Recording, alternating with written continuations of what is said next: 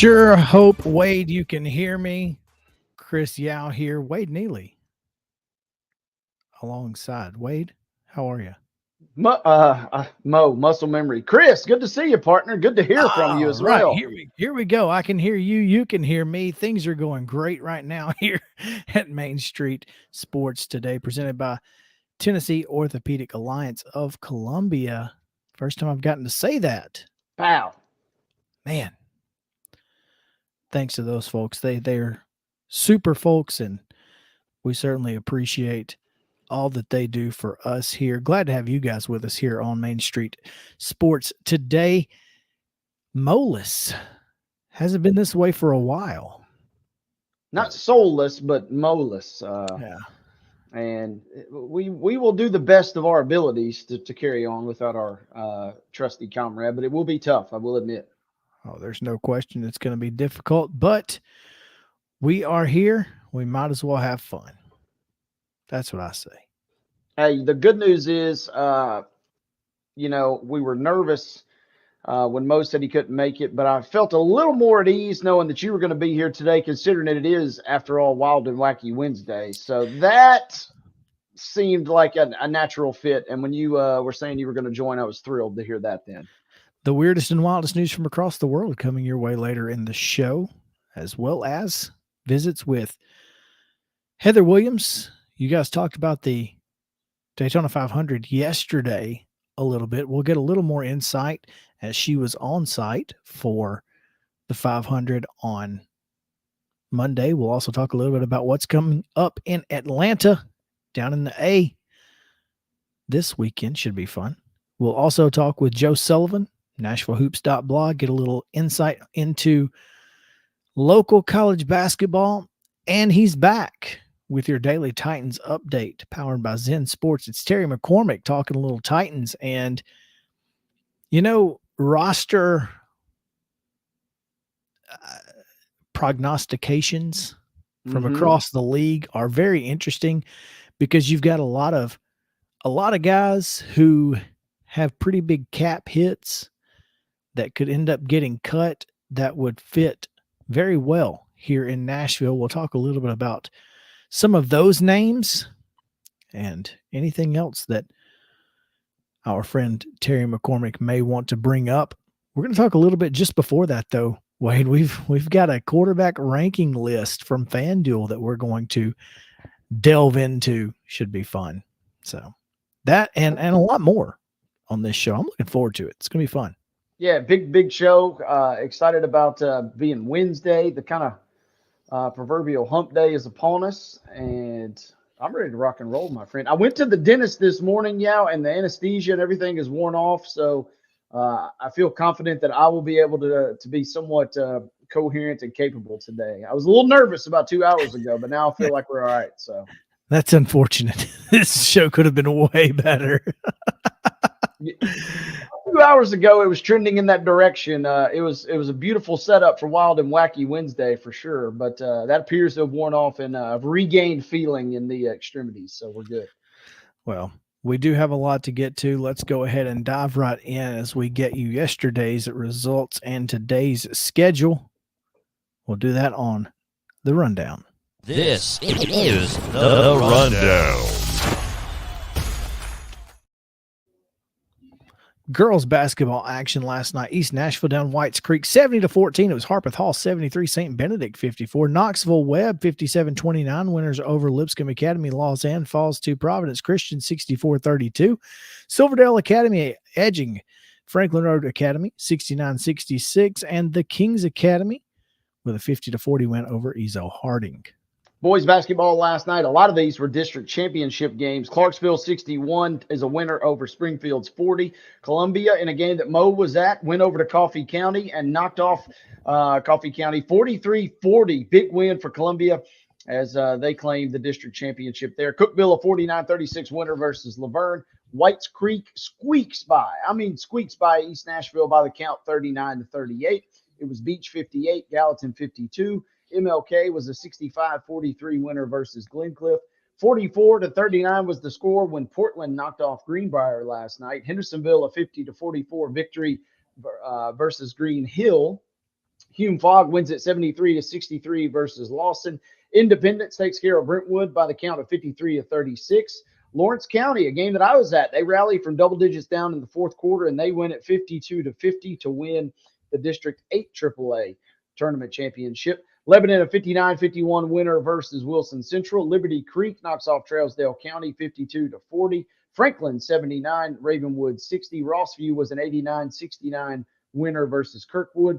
In a game that was broadcast on Pulaski Citizen Live. What a game for Alden Slaughter as he powers Santa Fe to a 52-44 win versus Richland in the 10A championship game.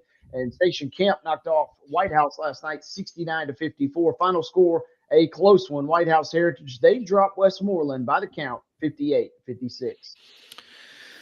Men's basketball, Tennessee survives. We'll talk more about it here in just a moment. 72-67 at Missouri. Freed Hardeman downs Fisk's 91-63. And on the ice, it was the Nashville Predators 5, the Golden Knights of Vegas 3. Other scores of interest from the Diamond yesterday. Wade.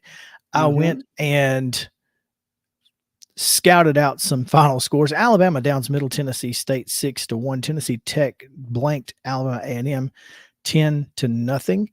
And it was Tennessee in comeback fashion last night, 3-2 winners over UNC Asheville, while our friends just to the, I don't know where you are. I'm in Lebanon. I don't even know what direction Hawkins Field might be, but they fell to Dayton. Did the Commodores of Vanderbilt 8-5 yesterday. So interesting day. Belmont down to North Alabama 6-2, and Austin P, how about this, goes to Duty Noble, gets a 3-2 win over Mississippi State.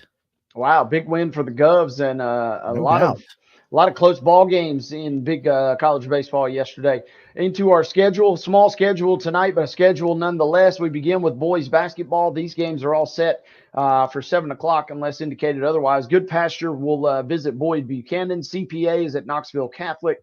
Innsworth is at MUS. Columbia Academy will travel to Notre Dame tonight to cap. Alongside Mo Patton.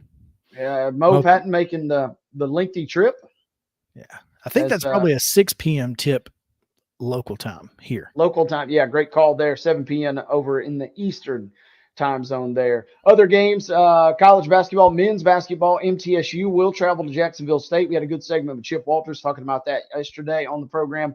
Again, that is set for 6 p.m. At 7 o'clock tonight, Belmont will travel to Drake in an SEC matchup. Vanderbilt will be on the SEC network tonight. That tip is set for 7:30. They will host Georgia. Women's college basketball, MTSU will entertain Jacksonville State in the Glass House in Murfreesboro this evening. I believe that's it. Is that your rundown?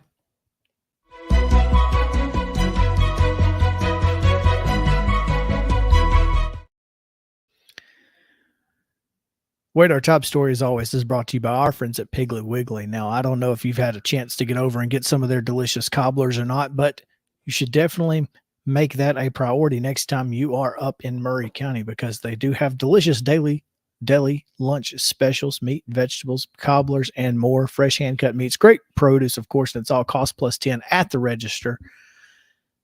Again, that's Piggly Wiggly, Neely's Mill Shopping Center in Columbia, or your local Piggly Wiggly anywhere. So this tops, I'm sorry, go ahead. I was going to say, I've not had a chance to try the cobbler, but definitely it is on the things to do list. I've heard nothing but good things, my friend.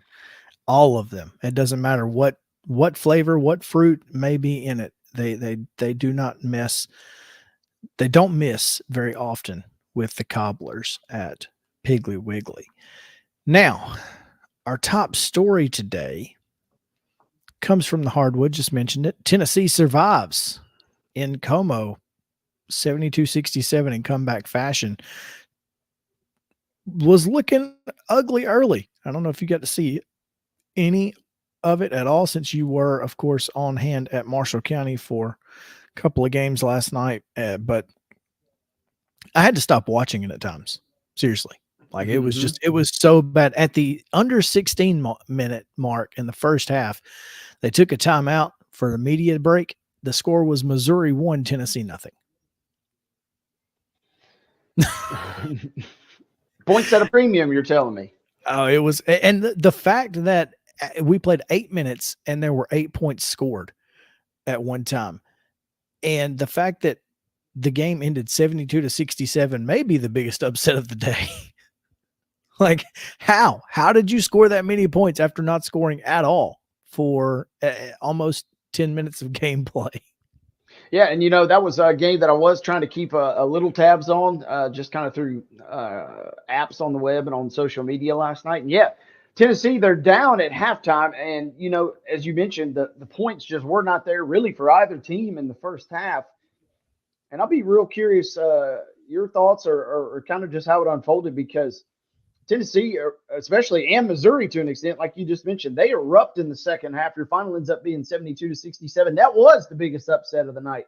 The fact that the game ends up producing somewhat level of entertainment, despite the fact it was a real snoozer to start yesterday.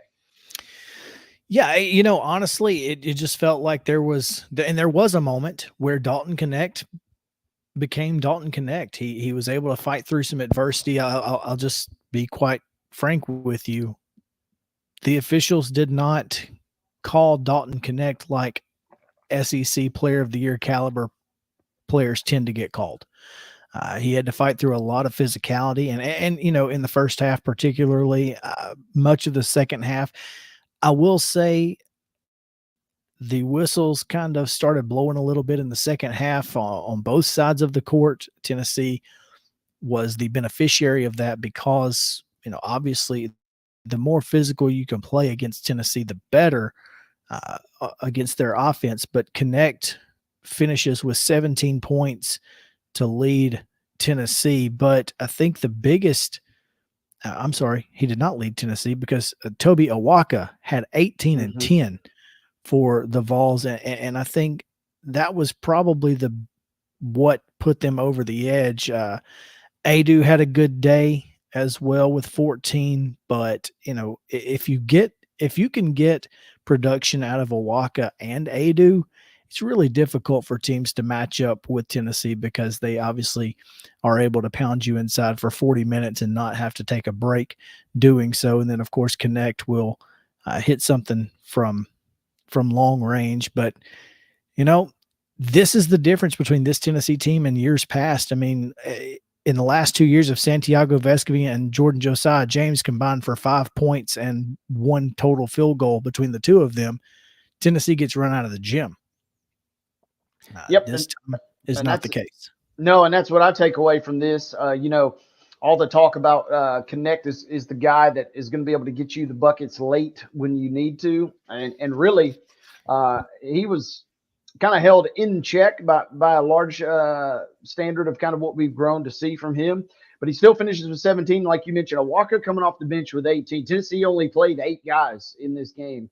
And Awaka ends up with 22 minutes and goes for 18 points. That was just enough of a spark off the bench to guide them through that lull to allow them to power out a win, because you are right, Chris. This is a game that in years past, when you wake up and you see Tennessee loses, you're frustrated and you're upset, but you're also kind of not surprised because you've seen it play out that way. So in a sense, obviously, this is not one you're going to want to hang your hat on, but this to me is a nice win for Tennessee on a night when they were not at their best. They were able to find a victory. And that's what you have to do. I mean, that is, once you get to this part of the season, it's wins are, tough to come by. Doesn't matter. Again, anytime you go on the road in this conference, it doesn't matter if it's Vanderbilt, Missouri, or Kentucky. It's a tough place to play and a tough place to win. So should be an interesting ending to the season. Also, last night, speaking of going on the road, wasn't very easy for the number 1 team in the country as Creighton downs UConn 85-66, just absolutely shot the lights out. Did the Jays to, obviously pad their resume for a higher seed in the NCAA tournament. And we'll talk to Jerry Palm tomorrow about that on the show and see exactly what this means for Creighton and the Jays. But yeah, big win for Creighton. They were able to knock down a lot of 3-pointers last night. Yeah, Creighton, huge win, and this comes right at a time 14 threes, like you just mentioned.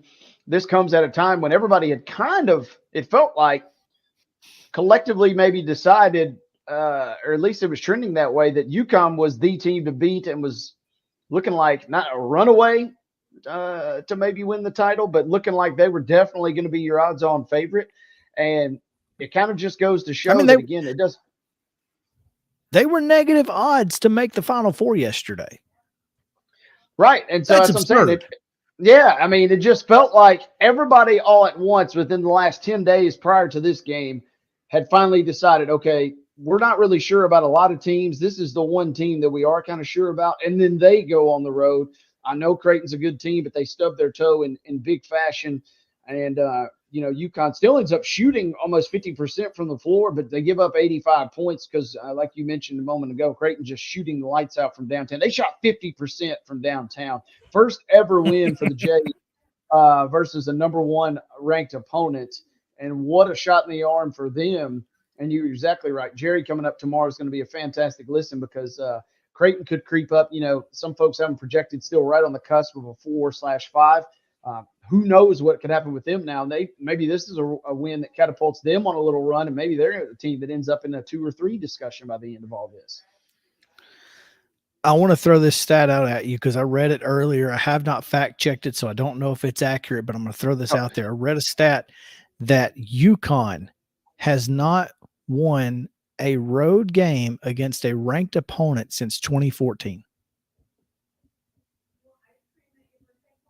That seems believable, but also seems mind-blowing at the same time, right? Well, yeah, I wonder how many times they've played ranked teams on the road. Obviously, and I know the Big East is the Big East, and they've had some great teams over the years, but it's not like there's 9 teams that are ranked consistently in the conference. But yeah, and I'm sure that they've played. Obviously, most of those teams that they play early in the year are typically, neutral courts. They're not true road games and that sort of thing. But I'd be curious to know what the actual record is, because it could be like 0-10 in 10 years, or is it 0-24? I think that makes a difference in the, but still 10 years without a road win against a ranked opponent is for this particular program is just blows my mind. That is, the last win for UConn versus a ranked in a true road game was January of 2014 versus Memphis, who was ranked 17th at the time. And I'm kind of trying to scan here. And I don't know that they have that number. But one important stat was UConn had spent 6 weeks as number one. That was their second longest run in program history, only eclipsed by the 10-year mark in 98 and 99. And they'd gone on a 9-0 run since a little run there. And so UConn kind of just showing that, just like I said, just when you think you've kind of got this season maybe a touch figured out, it kind of just truly goes back to, it feels like this year is going to be about as wide open as any other year we've seen. Yeah, I cannot recall a season where I just, and like you said, to the point of the betting favorites and UConn, that, even this team, it feels like could get beaten at any point. And so I don't know that I've seen a season that is as wide open as this one in college basketball in a long, long time. So, and that's good for, before we get out of here for a lot of teams, partner. Oh, there's no doubt. There are some programs and some teams who are going who find that to be fantastic news, because obviously the tournament, and this is exactly what's going to happen. It's going to be a wide open year, and then the tournament's going to be pure chalk. Oh, I was afraid you were going to say something like that. I mean, that's just what it feels like, right? It is like, as crazy as the regular season has been, it just feels like the NCAA tournament is going to be one of those where there's 5 upsets in the first round, and and those are all like 9/8 or something. So. Yeah. That'll be good for Jerry's Purdue guys, as they could use a year with a lot of chalk after the last couple of March Madness runs for the Boilermakers. Before we get out of here, some interesting news coming out of the capstone today. Tuscaloosa News reporting that longtime Alabama radio voice Eli Gold will not return to the booth for the Crimson Tide Sports Network in the fall of 2024. He missed the entire season 2 years ago due to a cancer diagnosis. Came back last year, and unfortunately, the last call of Eli Gold's Crimson Tide career was an interesting one, to say the least. But hate to see him go. But Chris Stewart, who has been the basketball play-by-play guy and took over in 2022, likely to take over the role. Fantastic voice, fantastic guy. Chris Stewart certainly deserves it if that's the direction they go in. Mm-hmm. But it will be very weird not to hear the golden tones of Eli Gold on Saturdays on the Alabama Crimson Tide Sports Network for sure.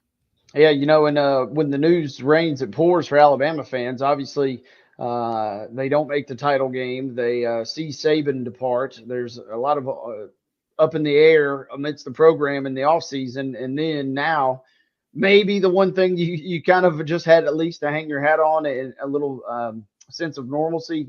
Eli Gold, an outstanding broadcaster, a fantastic career. It will, even as a neutral fan, feel a little different tuning into some Bama radio next fall and not hear Eli on the call.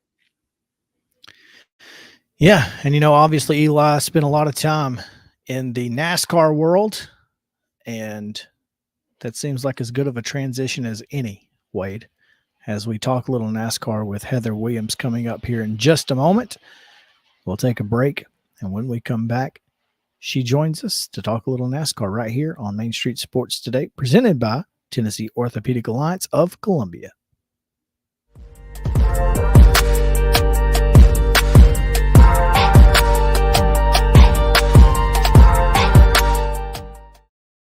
Whether you're an athlete or a weekend warrior, when it comes to your performance, don't settle for anything less than excellence. We're proud to announce that Mid-Tennessee Bone and Joint Clinic is now Tennessee Orthopedic Alliance of Columbia, where we are redefining sports medicine and orthopedics. Tennessee Orthopedic Alliance's team of expert sports medicine physicians understands the unique demands of your body.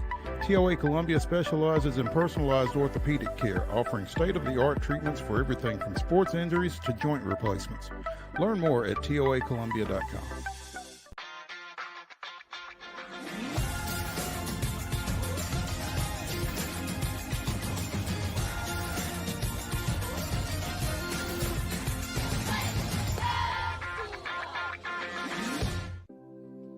Custom Stone Handler supplies over 600 distributors and suppliers with quality stone products. Along with River Stone, we produce and distribute over 100 building, landscape, and other bulk products. Our goal is to provide quality products, service, and partnerships to ensure our customers' success. We firmly believe that the measure of any person or company is how they treat other people and customers. Give them a call at 931-490-4990 or visit CustomStonehandlers.com.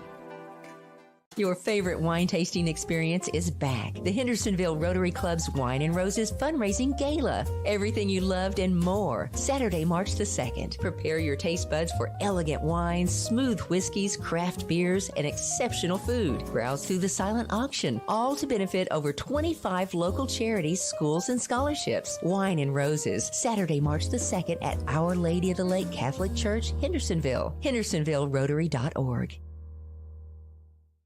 A game without a crowd is just a scrimmage. A performance without an audience is just a rehearsal. Without your presence, high school sports and the performing arts aren't possible. Ensure that these essential extracurricular activities continue to enrich the lives of students in Tennessee. Purchase a ticket to your local high school's game or performance. This message presented by the TSSAA.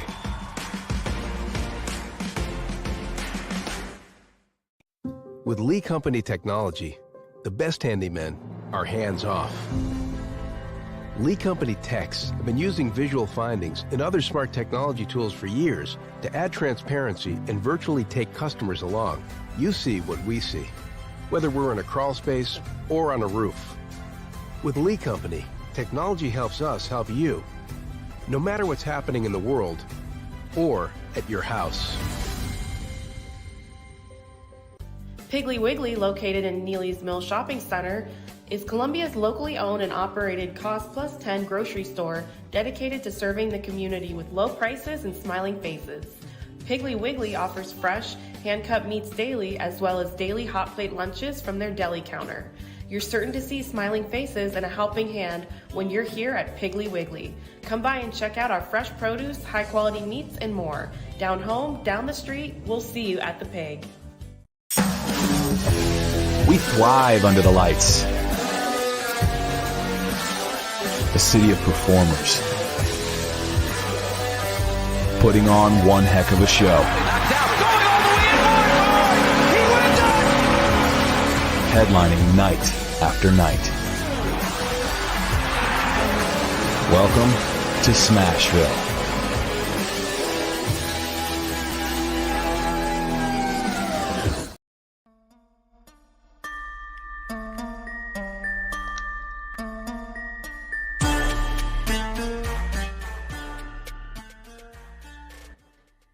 Welcome back into Main Street Sports Today, presented by TOA of Columbia, Tennessee Orthopedic Alliance, here on this Wild and Wacky Wednesday time.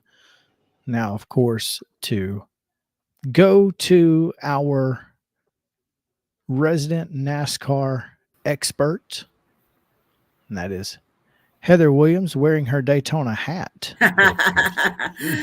Recovering from Daytona hat, I think I would call it. That's okay. I mean, it's okay. I practically became a resident of Florida as long as I was down there. It was, I'm telling you, it's never fun necessarily when you have to push the race, especially an extra day, but seems like everybody thought it was the best course of action and embraced it well. Oh yeah, we weren't racing on Sunday. It poured all day on Sunday. I mean, unless we were racing boats out in the lake in the middle of the infield, we were not racing on Sunday. So it's funny because did you happen to take a look at the national weather radar on Sunday? I did not.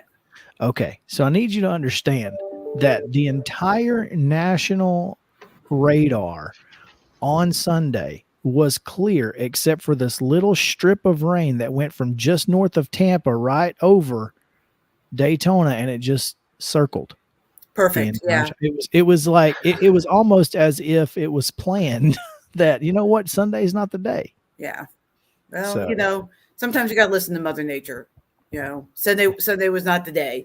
But the crowd, I mean, Monday was a holiday. The crowd came back. It was as far as Monday races go, that is easily the best crowd that I've ever seen at a Monday race. So, fans still came back and then they enjoyed the race. And,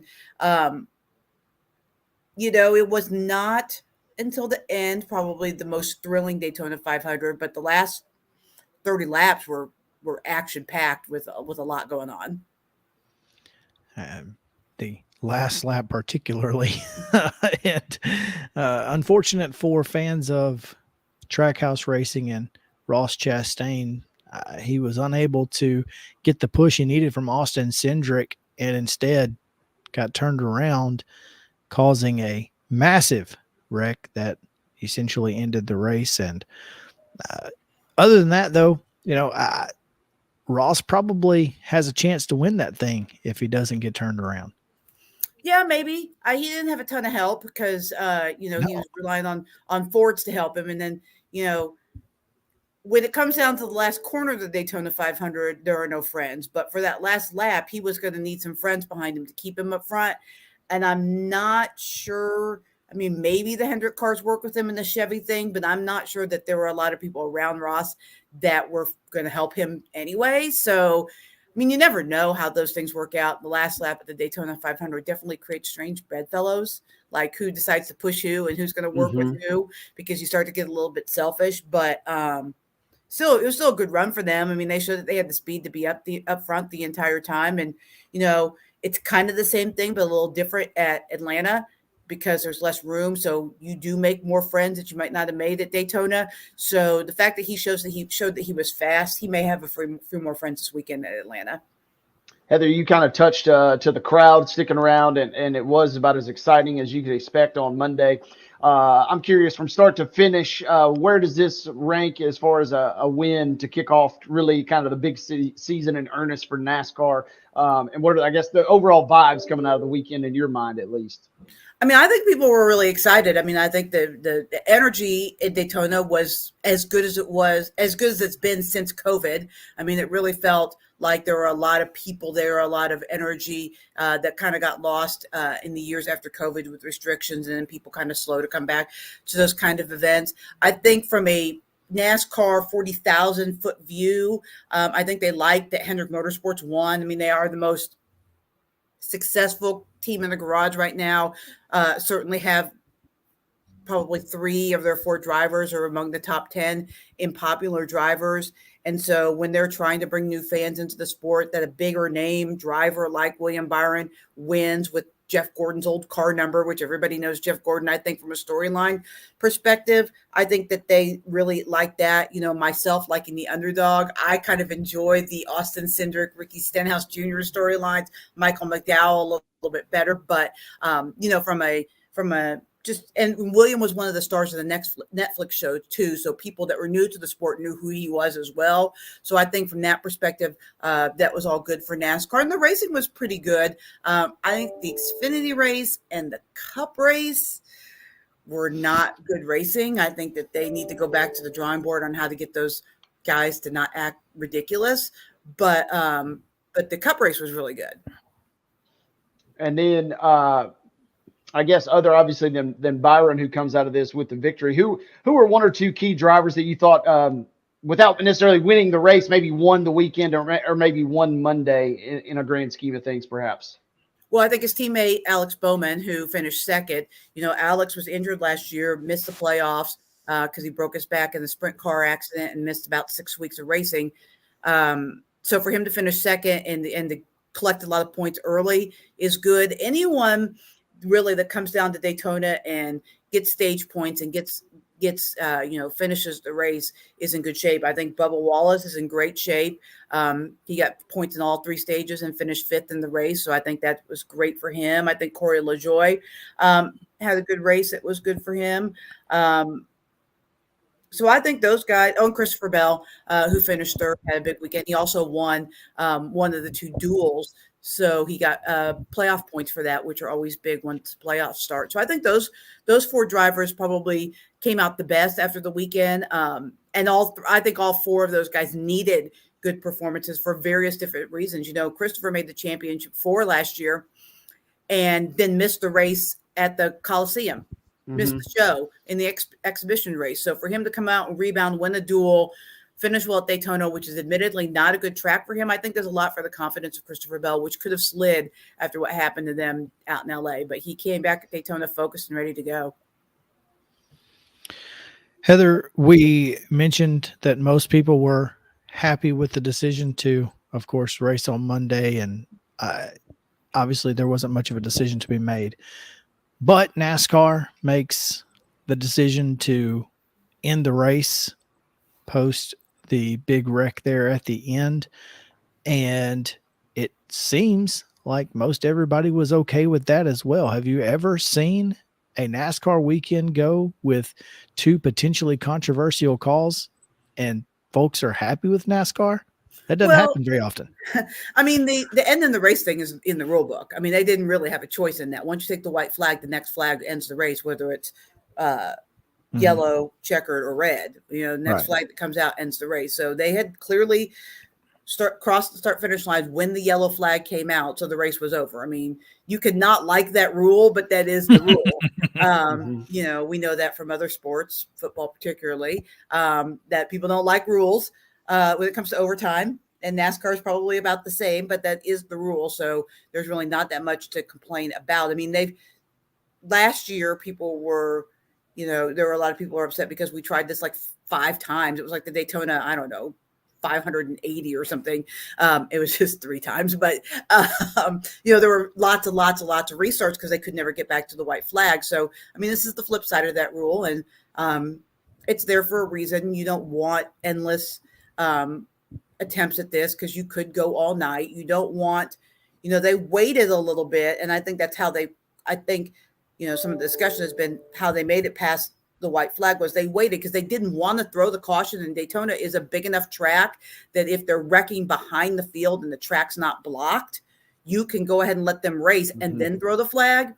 But once cars started to end up going sideways and running back up the track and blocking the track, they had to throw the caution or somebody could have gotten hurt. So I think over a lot of times people understand that. But I also think, to your broader point, that people see that NASCAR is really trying to be more transparent and be a little more proactive in their decisions. Like, they made the decision very early on Sunday to postpone. In years past, people would have sat in their car for hours and hours waiting on the rain, hoping there would be a window. Maybe we'll get this in. Maybe we could get to halfway. And NASCAR said, none of this foolishness. It's going to rain all day. We're not going to make people sit out here all day. We're going to make the announcement early. People can go to Disneyland in the rain or Universal or go see a movie or shop or whatever they want to do, and then come back tomorrow and do this when the weather is going to be better. And it's the same thing that they did by moving the race up a day in the LA Coliseum. I think that fans appreciate that NASCAR is putting a premium on their time and not just their money, right? By letting them making the decision early, it shows that we care about you and your time, and we're not going to make you sit out here all day in the rain and twiddle your thumbs. Well, and maybe that is one of the reasons that they were able to get so many fans to come back the next day, because they were able to extend their stay an extra day and not have to worry about trying to find another hotel room or something like that. Who knows? I mean, you never know what goes into all of those decisions, and NASCAR making those decisions quickly. And obviously it seems to have, been a lot of goodwill toward the NASCAR folks, which, obviously has been at a premium over the years. Well, I think that you will see that. I think that a lot of this change in the NASCAR philosophy is spearheaded by Ben Kennedy, who is the grandson of Bill France Jr. and the son of Lisa France Kennedy. He is and has been for quite some time moving up the ranks in the NASCAR. I think he currently does development. I can't remember, vice president of development or something is his official title. But basically, he does all the scheduling stuff. He does a lot of the public face of NASCAR. He and Steve Phelps are really the two guys whose faces you see out there a lot. But Ben's super smart, and Ben's a former racer. So when he's making decisions, unlike some of these other, and I don't mean to trash the France family, but recently, with Brian France specifically, Brian never raced. And so he's coming from a completely different place than where Ben is. And I think Ben, having raced in the truck series for, I think, 3 or 4 years and raced late models and all that kind of stuff, he comes from a different place. And I think that that's been good for the sport. And he's young. He's like in his 30s. So I think just having that injected in there and a fresh set of eyes and thinking about things that NASCAR hadn't thought about in the past and taking a different approach, I think has been really good for the sport. So it seems like, go ahead.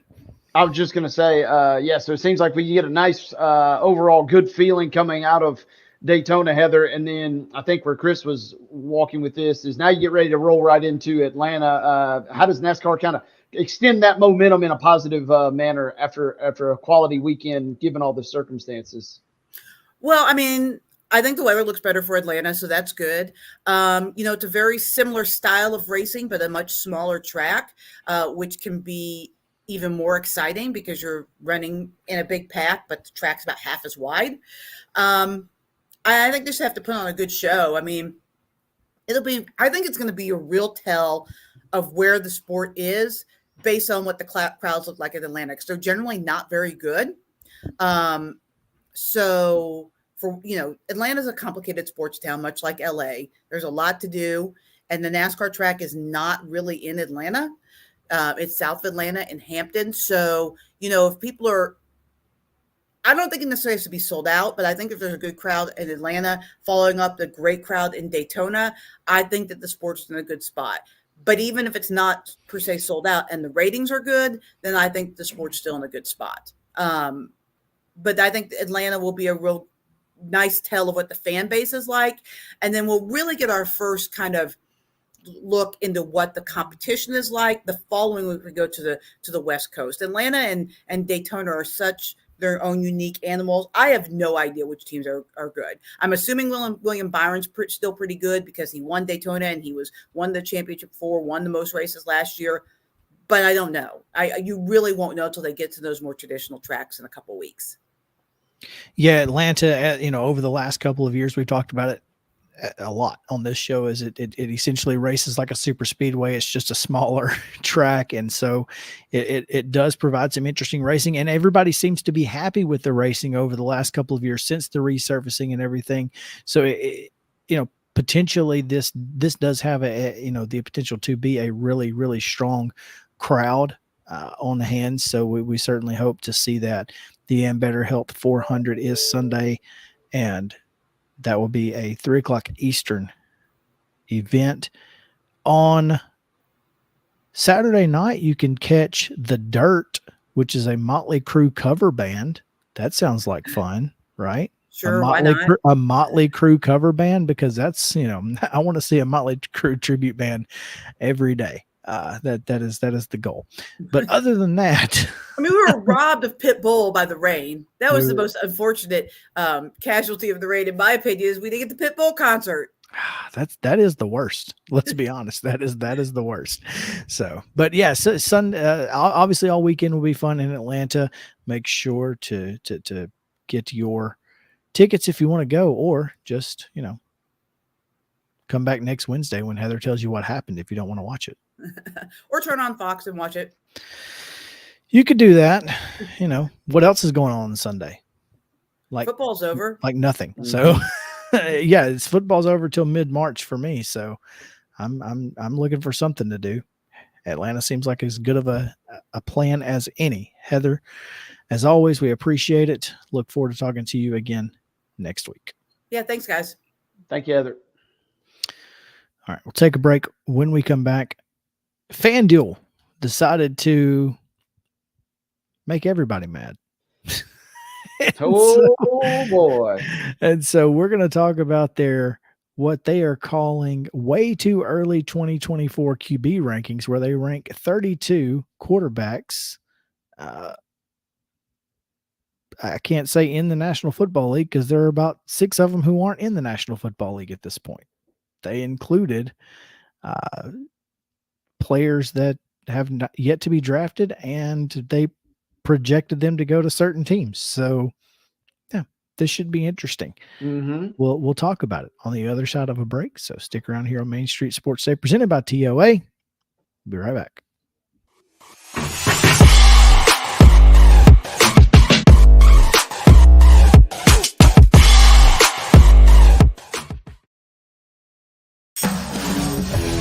We thrive under the lights. The city of performers. Putting on one heck of a show. Headlining night after night. Welcome to Smashville.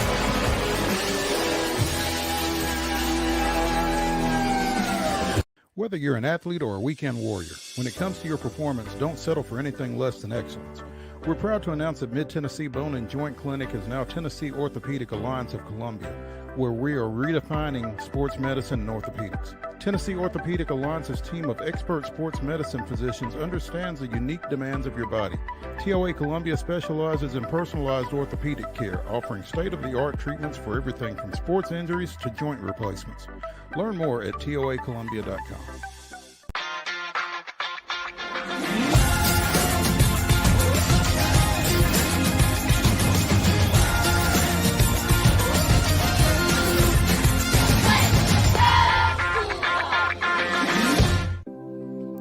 Custom Stone Handler supplies over 600 distributors and suppliers with quality stone products. Along with River Stone, we produce and distribute over 100 building, landscape, and other bulk products. Our goal is to provide quality products, service, and partnerships to ensure our customers' success. We firmly believe that the measure of any person or company is how they treat other people and customers. Give them a call at 931-490-4990 or visit CustomStonehandlers.com. Your favorite wine tasting experience is back. The Hendersonville Rotary Club's Wine and Roses fundraising gala. Everything you loved and more. Saturday, March the 2nd. Prepare your taste buds for elegant wines, smooth whiskeys, craft beers, and exceptional food. Browse through the silent auction, all to benefit over 25 local charities, schools, and scholarships. Wine and Roses, Saturday, March the 2nd at Our Lady of the Lake Catholic Church, Hendersonville. HendersonvilleRotary.org. A game without a crowd is just a scrimmage. A performance without an audience is just a rehearsal. Without your presence, high school sports and the performing arts aren't possible. Ensure that these essential extracurricular activities continue to enrich the lives of students in Tennessee.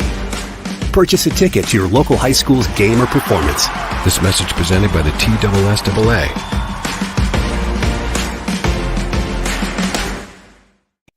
With Lee Company technology, the best handymen are hands-off. Lee Company techs have been using visual findings and other smart technology tools for years to add transparency and virtually take customers along. You see what we see, whether we're in a crawl space or on a roof. With Lee Company, technology helps us help you, no matter what's happening in the world or at your house. Piggly Wiggly, located in Neely's Mill Shopping Center, is Columbia's locally owned and operated Cost Plus 10 grocery store dedicated to serving the community with low prices and smiling faces.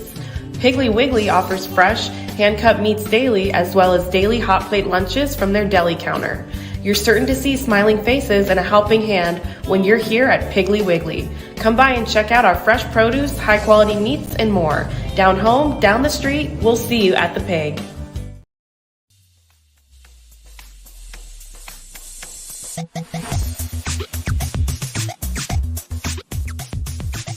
We are back here on Main Street Sports today, presented by TOA. That rhymes. I like where it's going.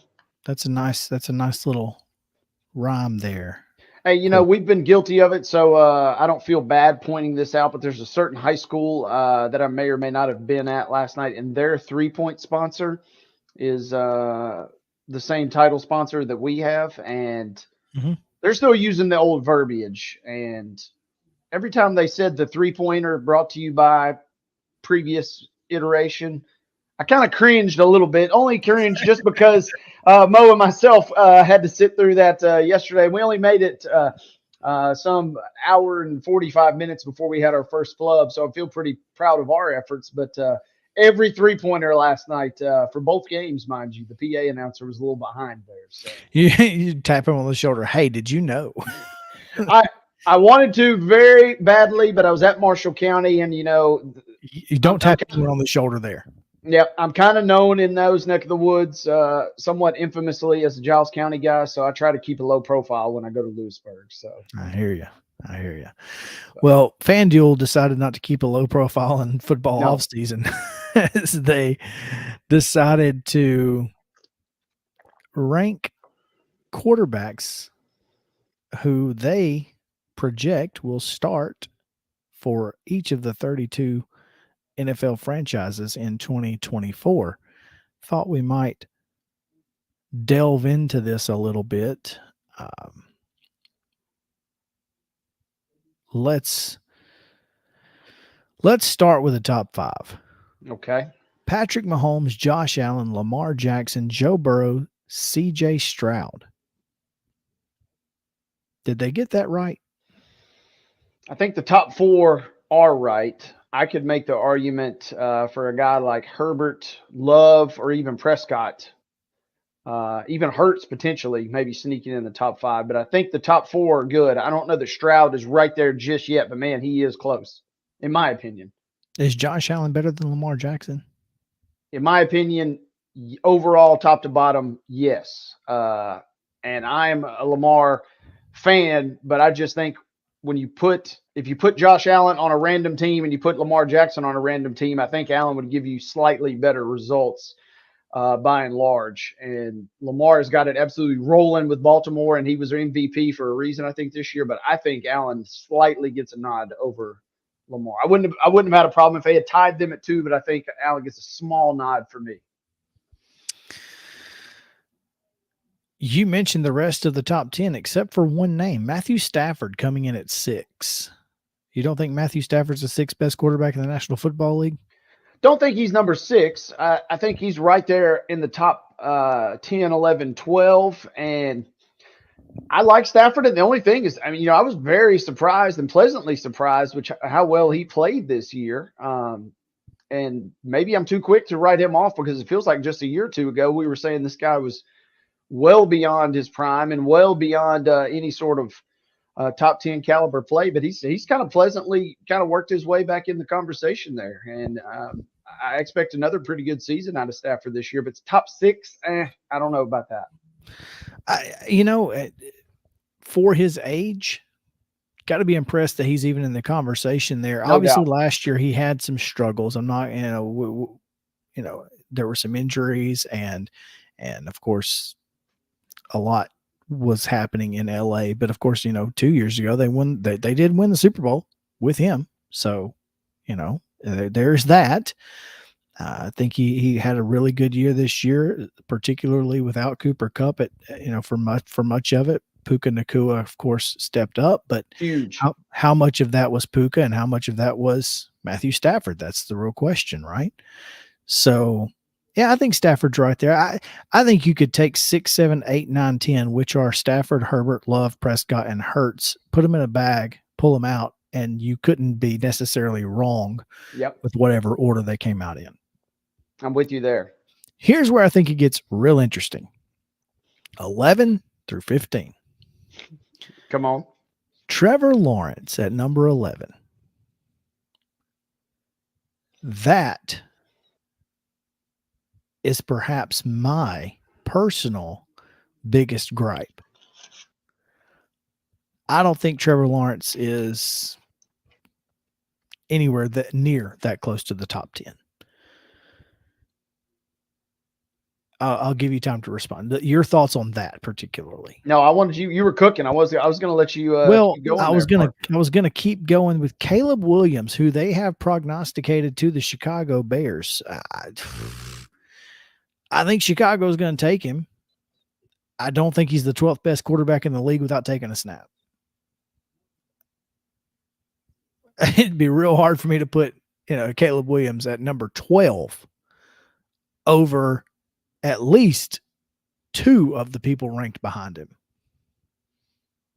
I'm with you, partner. I don't think he would have to come in and just absolutely knock my socks off before I'd be okay with him being the 12th best or better, I suppose, QB in the league. And I don't know what it is. I can't put my finger on it, but I just have a slight sense that he is not the absolute number one slam dunk home run hit that everybody seems to think he's going to be. I think he will be potentially a very, very, very good NFL QB, but I don't think that he's just this absolute rock star number one overall selection, once in a decade type prospect that a lot of folks kind of seem to agree that he is. I don't know what it is. I can't put my finger on it.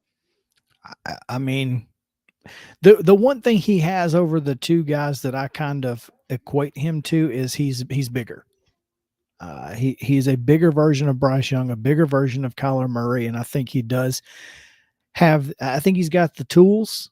Now, of course, being in Chicago, that could make a difference. We'll see. These 2 names right here are absolutely 100% incorrect. Okay. Jared Goff is a better NFL quarterback than Geno Smith, and I would put everything that I own on that projection. Are you basing that off just zero chance that if I had my druthers of NFL quarterbacks, that I would choose Geno Smith to be my quarterback before I would choose Jared Goff. And I'm not saying that Geno's bad. I'm just saying that Jared Goff is significantly better than the three guys ahead of him: Trevor Lawrence, Caleb Williams, and Geno Smith. Jared Goff is in the top 10 grab bag for me. Goff at his best, I think so. And for me personally, I think we saw glimpses of him being potentially close to at his best last year. But it also makes me a little nervous just because it feels like if we saw him play at such a high level last year, does it mean we're going to see a regression to the mean next year? Or, is he going to continue this? Because I'm with you. If he's playing at his absolute best, I would agree that Goff should be ranked ahead of Geno, which is, again, not an indictment on Geno, because I think is capable of being pretty solid as a QB when he is playing at his best, but he's not at his best consistently enough to be ahead of Goff, in my opinion. Yeah. I would put both of those guys ahead of Lawrence and Williams. Aaron Rodgers at 15, Kirk Cousins at 16, Brock Purdy at 17. Now I have made this statement and I have credited it to Ron Selesky enough times that everyone knows that it's a Ron Selesky quote, but I 100% agree with it. There are only 14 or 15 people in the entire world who can play the position of NFL quarterback at a high level at any given point in time. I think this list proves that. I think when you get to the Kirk Cousins, the Brock Purdys, the Kyler Murrays, that's when you get into the decent, but not elite levels.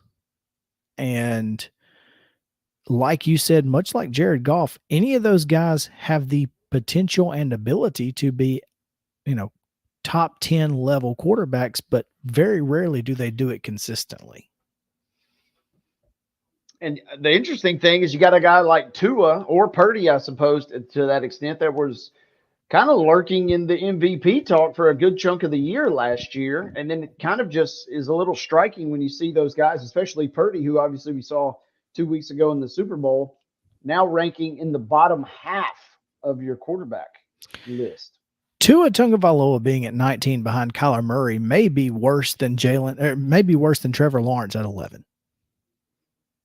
This is absurd. Right? I mean, I can't be crazy for this. I don't necessarily think so. I think Kyler, when he's playing at his peak, is borderline a top 10, but I just don't know that we're going to see him return to that level in his current situation and kind of with the roster he's got there. And does Kyler Murray need to be on a better team? I don't think Kyler Murray's a very good quarterback.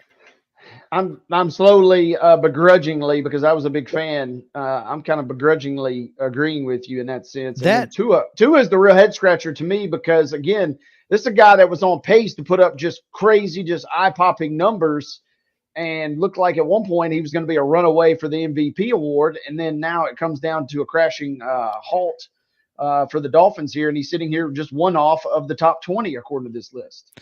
If you put Tua on Arizona and Kyler in Miami, do they have similar numbers to what the other's putting up right now? When you say it like that, I'd say probably yes. I think so too. So maybe that's not as bad as I think that could be a product of just where they play. Justin Fields, they have projected to be the Steelers starting quarterback next year. What do you feel about that? I feel like if that happens, I'm giving Fields a very short leash in terms of my just personal judgment, I suppose. Mm-hmm.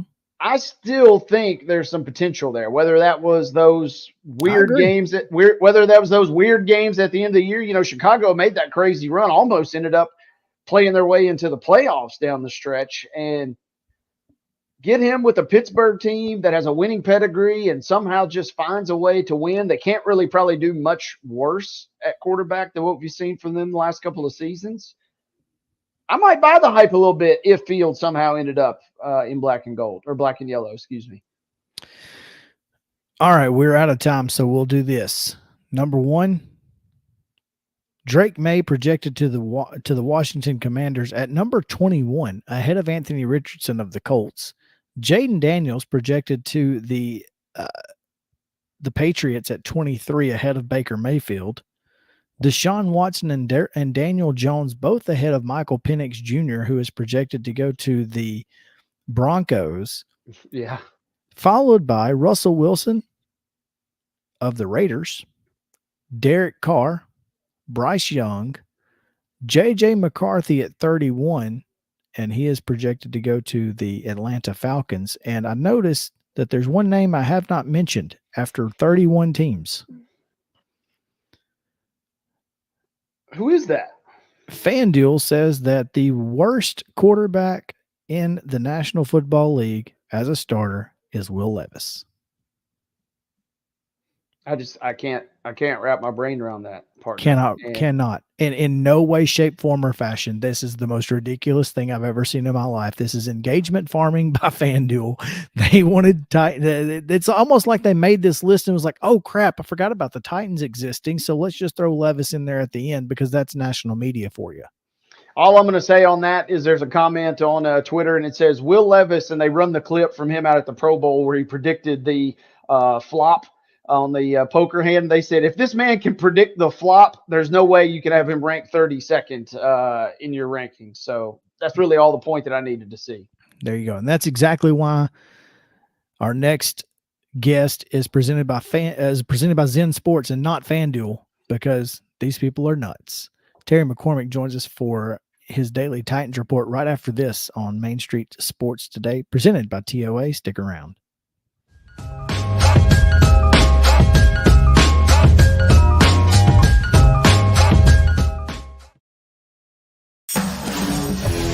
We thrive under the lights.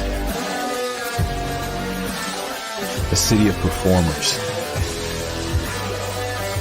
Putting on one heck of a show. Headlining night after night. Welcome to Smashville.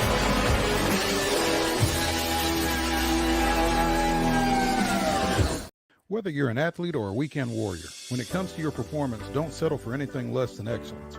We're proud to announce that Mid-Tennessee Bone and Joint Clinic is now Tennessee Orthopedic Alliance of Columbia, where we are redefining sports medicine and orthopedics. Tennessee Orthopedic Alliance's team of expert sports medicine physicians understands the unique demands of your body. TOA Columbia specializes in personalized orthopedic care, offering state-of-the-art treatments for everything from sports injuries to joint replacements. Learn more at toacolumbia.com. I'm Maurice Patton, and on Main Street Sports Today, we bring you the voices of your favorite teams, from preps to pros. Otherwise known as the VOT, Mike Keith. The bottom line is we can teach Will Levis woke. I just don't know who's going to work with you on your base stealing now that EY's gone. Well, that has nowhere to go but up. And I was just like, oh, guys, not again. Can we just bury that, burn that footage, and not bring it back? No. No. Thank you. We'll keep it going past the All-Star break, and looking forward to seeing how the rest of the season plays out. There's always a good story to tell. Can you guess where I am today, Mo? Where am I? It's not Reese Smith Field, is it? Yeah. Because anytime you play Chicago, you want to win. That's you got that right. And that's bottom line. Be a buzz. When you're walking the dog, you keep the bags that you need for the dog in the bag, and you don't even have to wear it. You can just hold it, which is what I do when I walk the dog. So I think the fanny pack probably needed a little rebranding. It did. It really did.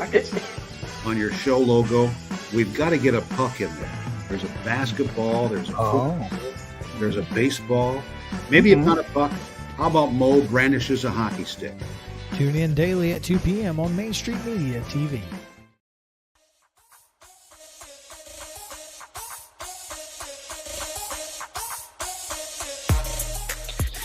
We're back here on Main Street Sports Today, presented by TOA. I've made it one whole hour holding this microphone, and it has not been easy, I will say. But looking forward to this next segment as we bring in Titan insider Terry McCormick joining us now for your daily Titans report powered by Zen Sports. Terry, how are you? How are you guys? It is your daily Titans report, and it's powered by Zen Sports. And yeah, I mean, I'm not ready to declare Will Levis the second coming of Tom Brady, but I certainly don't get being ranked number 32, especially when you've got some guys that haven't taken a snap in the NFL yet, and you've got some guys like Anthony Richardson and Bryce Young who either were limited in their rookie year or abjectly terrible in their rookie year, ranked ahead of him. So, it's sort of like, beauty's in the eyes of the beholder, as they say, I guess. Yeah, it's absurd. That's what it is. But yeah. Anyway, Titans are getting ready for the combine, and they will not be looking for a quarterback, it appears. No, they will not be looking for a quarterback, but they'll be looking for a lot of other players because there are lots of holes to fill on this team, whether it's on the offensive line, whether it's at wide receiver, at cornerback. And it's going to be interesting to see how this new regime kind of does things in terms of that, because I'm trying to keep the sun out of us here, guys, out of the shot. There we go. Tough. That's Will Levis shining down. Much success. How's that? Is that better? There we go. There we go. All right. Anyway, back to the topic.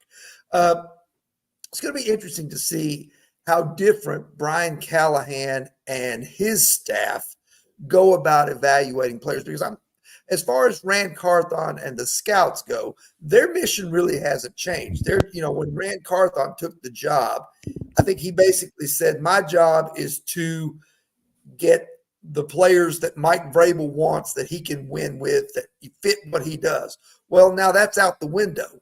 And with Brian Callahan here, then Rand Carthon and the scouts' jobs is to find players who fit what Brian Callahan likes to do, which is be more offensive minded, which is to, have linemen who maybe are better at pass blocking than run blocking, which is receivers who maybe are not necessarily big and physical at the point of attack, but don't run very well, like the Titans have kind of had for the better part of, 2 decades, but more faster guys who can take advantage of the fact that Will Levis can throw it a mile and can maybe run under it and catch it and get him away from that number 32 ranking when this thing comes out next year.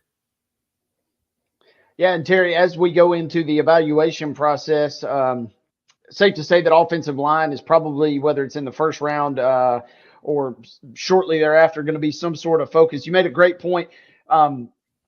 How does that process go when grading linemen, as far as we may really like what this guy presents, but he is really more of a run blocker specialist, or this guy, we like what he does, but he's more of a pass specialist?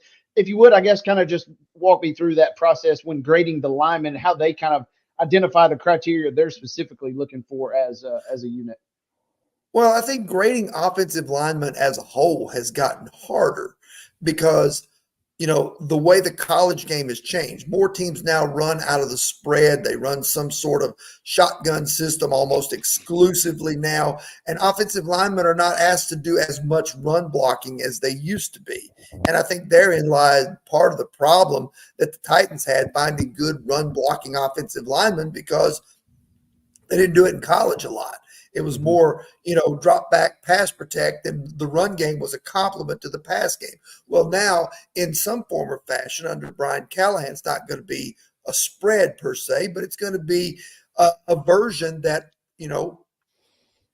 is pass dominant. And it's going to be one where the offensive linemen that they bring in will need to fit that pass scheme. And I think there are probably more of those guys now than there were 10 years ago as you look to evaluate linemen. Things like, big hulking tackles who, are road graders, and guards who are road graders, and tight ends who are basically a sixth lineman. Those things have fallen by the wayside coming out of college, and they're harder to find. So now, you're looking at a tight end as opposed to being a sixth offensive lineman. He's basically a hybrid, a big wide receiver, a guy who's 6'4" and about 260, and makes plays like a George Kittle or a Travis Kelce. So those are the types of players now that you're looking for. Speed on the outside, a tight end who is can block, but is more of a pass catcher and an offensive lineman who can pass protect. And I think, with the college game going where it's gone, I think the pro game has got to kind of follow suit there. Terry, also, I'm curious, and this is, I guess, no real way of knowing this, but kind of trade secrets. How does the process look like when team, whether it's the Titans or some other squad, when they get to the combine and they either are blown away by somebody that was not necessarily on their radar, or they identify somebody, we absolutely kind of want to get this guy, but maybe everybody else is kind of in on the secret too. How does that process work now, kind of keeping your affection, I guess, as it were, for a performance at the combine kind of under wraps until the draft, so you kind of maybe don't give away your secret there? Yeah, I think what you have to do there is you have to trust your scouts and your evaluation of the film, their meetings with the guy, and then if you find a guy that absolutely fits, maybe you have a little higher grade on him than some other teams do. Maybe instead of a third-round pick to some team, maybe he's worth a second-round pick to you. I'll give you a good example of that. Most people had Kevin Byard, a late third, early fourth-round pick. The Titans, when they took him in 2016, they fell in love with him. They knew he was their type of guy for what they wanted in the secondary as a playmaker and as a leader. So they said, well, we're not likely going to be able to trade back into the third round without giving up something if we don't take him with the first pick of the third round. So they did, and it worked out. Sometimes that works, sometimes it doesn't. And when it doesn't, it's called a reach. And then it's also a lot of times called a draft bust because, the very next year, the Titans were in need of a wide receiver. They were sitting at number 5. They took Corey Davis. Corey Davis would have been a fine player as a second-round pick. But when they took him at number 5 overall, put too big expectations on him, and he didn't live up to those, even though he was a decent player. He never became the number 1 type receiver that you would expect picking 5th overall. Yep.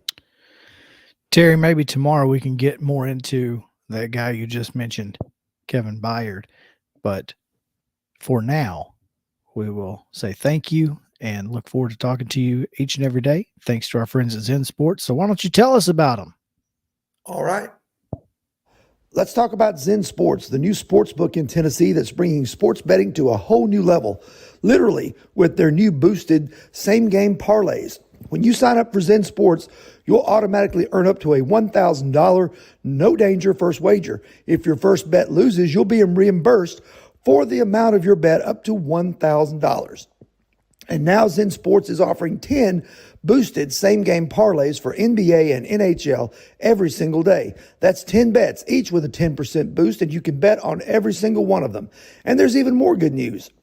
Zen Sports offers a one-of-a-kind VIP rewards program. If you qualify, you'll earn monthly comps at sporting events, concerts, you name it, even sportsbook bonuses. The VIP program is by invite only, so if you feel that your Zen Sports play qualifies for VIP consideration, check out the program details and apply at zensports.com/VIP. So what are you waiting for? The daily same-game parlay boosts go quick, so get going and download their app at zensports.com today. Zen Sports, betting just got better. Gambling problem? Call 1-800-889-9789. Terms and conditions apply. No danger of first wager. Limited to plus 500 odds to qualify. Boosted odds are derived from equivalent parlay bets offered in Tennessee. Must be 21 and older and in Tennessee to bet.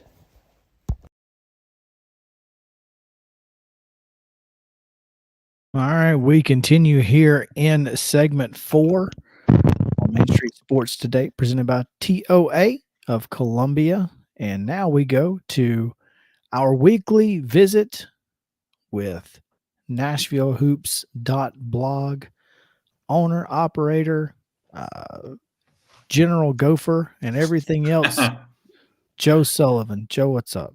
Good afternoon, fellas. Hey, I had a question. I have a question about Zen Sports. Do they take horse racing bets? You know what? Let me check the app. That's a good question.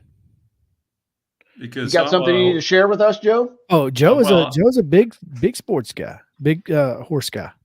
Yeah, I love betting on horses, and I really to bet on. Oh boy, maybe they'll come arrest me. I don't know. To keep my wagering count, I have to lie and say I'm still living in Massachusetts. Yeah, I don't think that they take horse racing bets here in Tennessee. I'm just looking for maybe I'm trying to get legal again. Yeah, we can chat offline. I can pair you with some people, real nice, friendly people, Joe. I'll tell you what, man. Yeah, no doubt.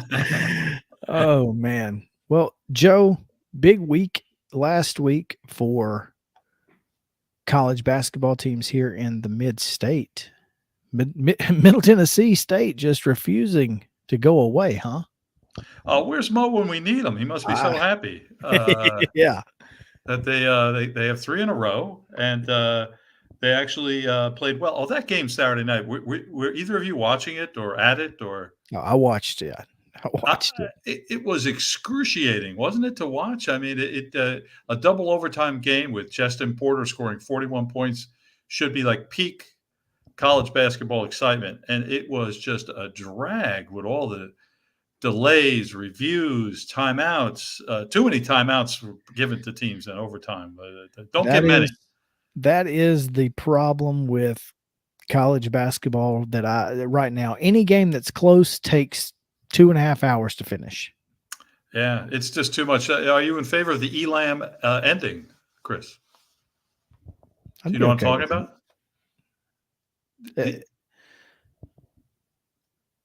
Go ahead. Elam ending. Do you know that? I don't. So the Elam ending, they've used it in that a summertime tournament where like graduates of the same college play together. So at a certain point, you go to the score. If a team reaches this score, the game's over. Yes, I'm in favor. And it's just when you watch games like that, you think that maybe we should go to the Elam ending because it can be. It actually ruins the excitement. So what should have been a fantastic victory for Middle Tennessee, overcoming 25 turnovers to win, and they had 52 turnovers in 2 games against UTEP this year. That's unreal. It's unimaginable. That's enough to put Nick into like the psychiatric ward, isn't it? It's you'd think 52 turnovers. Holy cow! That they won doing that, it just doesn't even seem possible. But I can't say. Now you and I sat next to each other, Chris, when they played Jacksonville State and beat them. Right? That was the game we saw. That is the game we saw. I don't think that's who they have Thursday. That's who they have Thursday night, but they're going to Alabama to play them. It's tonight. It's tonight. So if they really sort of have regrouped well enough, a win at Jacksonville State will tell us that's true. I think you're right. They've won 5 of their last 7 with those 2 losses tucked in the middle at Western and at Liberty, 2 tough places to play and win. Jacksonville is a 6.5-point favorite tonight if you are so inclined to utilize Zen Sports. So 2, that number's a big number. I don't know. 6 is an interesting number on the road, and Jacksonville has played well at home most of the year. So I'll be interested to see how this one plays out. Well, I don't know. I mean, obviously, Middle could certainly use the win, and the standings right now in Conference USA are kind of messy. I mean, outside of La Tech, Sam Houston, and Western all sitting there at the top. I mean, Middle's got just as good of a chance to be top 4 as anybody. They do. They're only a couple of losses behind the top teams. It's wide open to say the least, and but they're going to have to win a game like this tonight to get back in the mix. So we'll see. I can't say I expect them to win tonight. They haven't won on the road all year, so it would be really a reversal for them to if they win tonight, and then obviously get Western coming to town on Saturday. It seems like tonight is really kind of since we've kind of gone down the road, a kind of chance to put all your chips in the middle, so to speak, and maybe sell out for a victory tonight, because then you have Western coming to the crib on Saturday. And I tell you that would have Mo wearing his MTSU hat proudly if they're able to win 2 this week. He really would be pleased, wouldn't he? Oh, anytime he can hold an MTSU win over Jack State over me is going to be good. And then, of course, getting a win over Western. A win over Western will make all of that. That may actually save Nick McDevitt Nick McDevitt's not job, but his reputation within the city. Yeah. Yeah, it's difficult to speculate on jobs. This has been a disappointing season for them. They had a big injury at the beginning of the season, and they really have never recovered from it, unless this little streak here is the beginning of recovery. That it took them this long. I guess we'll see. Joe, while we're talking mid-major hoops here, what can you tell us about Belmont? I'm reading your feature post here. Big game coming up versus Drake, a team that's tied with San Diego State for the second longest active winning streak in the country right now, 19 games. Yeah, it was. In fact, it was the longest until Houston won on Monday night. Then now Houston has won 20 in a row at home, so they have it alone. But those three teams were tied before Houston won on Monday against Iowa State. This is, I see this as a possible season-changing game where they've won 4 in a row now. After we sort of thought the season was drifting away, they could push forward to at least a bye into the quarterfinals of the MVC tournament if they kept winning, and it could start tonight. If they win at Drake, breaking their winning streak, that would really show there's a lot of momentum has changed at Belmont, and they're just playing much better with Jacoby Gillespie back from injury where he had the broken wrist, and he just makes such a difference to them. He's really a key player, and I have a vote in the MVC All-Star teams, Player of the Year, etc. And I think I know who 4 of my first teamers are in the MVC, and I'm like holding the 5th spot.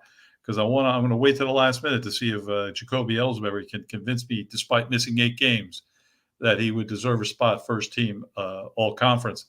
And that's a debate you could have about any sport. About if you miss that many games, should you just be disqualified? Anyway, I'm not sure. He's made such a big difference. It's almost like we could put the valuable tag on him, the MVP for sure, couldn't we? Yeah, no question. Yeah, and Belmont comes into this game just outside of that top 4 in the MVC. The problem is that Belmont's schedule remains with at Drake, and then they get Missouri State at home. Then it's at Murray, which is never an easy trip, and then of course Evansville at home. Meanwhile, Southern Illinois has Murray at home. They go to Evansville and Bradley, but then they get Northern Iowa at home, and that seems like a much easier road to hoe if you are if you're the Salukis. So Belmont really needs to steal one, and doing it at Drake would be a massive steal. I think realistically, if they were to finish 3-1, that would be great. And then they would be 19-12 and 12-8, and better than expected considering what happened when they had the down part in the middle of the season when Gillespie was out. But that probably would make them fall short of that top 4 is what they need. Absolutely. And Joe, kind of wrapping up some of the mid-major discussion, just seems like TSU is not going to be able to get it together. I was hopeful when we had spoke a couple of weeks ago that they would really get things rolling in. They had that horrific loss to Tennessee Tech, and then you throw in a stub of the toe there versus Western Illinois. Any chance of hope or any sign of optimism for TSU as they kind of come down the stretch in the OVC? If I were a TSU graduate, I would be so disappointed over these last 2 games. It really is. It's devastating to the season. I just think they're done. I think that we had. I can't give anyone hope for Tennessee State after these last 2 games. It's really critically bad is what happened, and now they have home games left. So, but they're not going to make the top 2, which is really key in that league. And meanwhile, the league is falling apart. Morehead State has lost 3 in a row, and coming back to the field. And look at the opportunity that was missed there. I think the team to keep an eye on in the OVC is UT Martin, who just beat Morehead State. And they look great. The one time I saw them they won at Tennessee State and looked great that night. So I thought Moorhead was head and shoulders above everyone, but that's no longer true. They've really hit a down part of their season too, and I think UT Martin is the one with the bullet going up, and How about Tennessee that? State not. That's what we like to hear, though. Our friends from the Catfish Capital in Martin, Tennessee. Well, see that, Chris? I'm still such a outsider. Explain to me the Catfish Capital thing. If you want catfish in this state, there's no better place to be than in Paris, Martin, anywhere over there near the Henry County area. You won't find better catfish anywhere. So are you catching them, do you mean, or eating them? Both. How about that other catfish thing where you like reach in the riverbank and pull them out? What is that's called noodling. Noodling, yes, thank you. and I'll tell you a wild story. When you know how Texas A&M has gig 'em, and everybody's got these little 2-word things. When I was in school, my buddies thought that we should say noodle 'em. That was their idea of a war cry, and I'm glad that did not stick, because that would have just been weird. But tonight at Memorial, Jerry Stackhouse gets another chance. It's a pick 'em essentially. Vanderbilt a 1-point dog at home against Georgia. Can the Commodores get it done? So they have 2 games left they could possibly win. This one and LSU at home. I think it's next week. And I would say they oughta. If they don't, it's just more pain. I mean, that game's – they come off the Texas A&M game where they played pretty well and they upset Texas A&M, who – different topic, but if that team's in a field of 68, forget it.